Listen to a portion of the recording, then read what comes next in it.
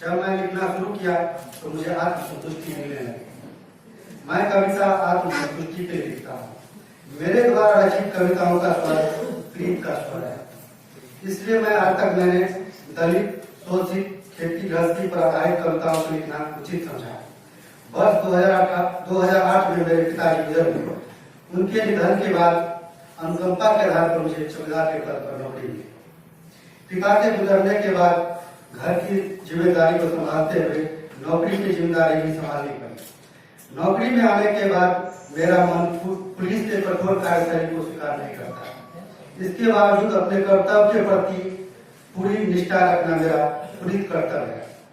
विगत 5 वर्षों से गांव में निर्धन परिवार के बच्चों के लिए आस्था निःशुल्क शिक्षा सेवा केंद्र खोलकर सैकड़ों बच्चों को शिक्षा दे रहा हूँ, जिसमें मैं अपने वेतन का आधा हिस्सा शिक्षा पा रहे बच्चों के लिए खर्च करता हूँ।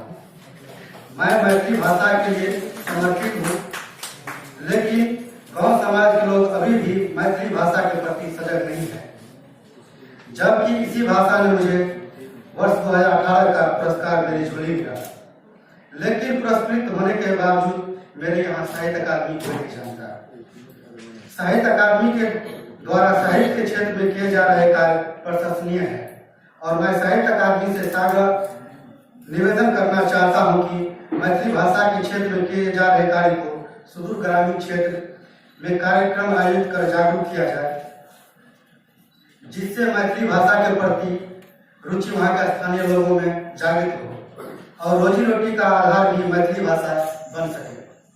सम्मान स्वरूप मुझे 50,000 की राशि दी जाएगी, जिसे मैं देश की रक्षा करते हुए शहीद सैनिक परिवार के बच्चों को शिक्षा प्राप्त करने हेतु सरकारी कोष में जमा करूंगा। कभी मैंने सपनों में भी नहीं सोचा था कि कविता लिखने के बदले मुझे पुरस्कार मिलेगा। यह पुरस्कार पाकर मैं अपने आप को सम्मानित महसूस करता हूँ, जैसे आजीवन नहीं भूल पाऊंगा। यह पुरस्कार मेरा अंतिम प्राप्त नहीं है, अपितु हमारी जिम्मेदारी मैथिली भाषा के प्रति और बढ़ गई है। मैं अपने कविता के माध्यम से लोगों को जागरूक करता हूँ। इसी बात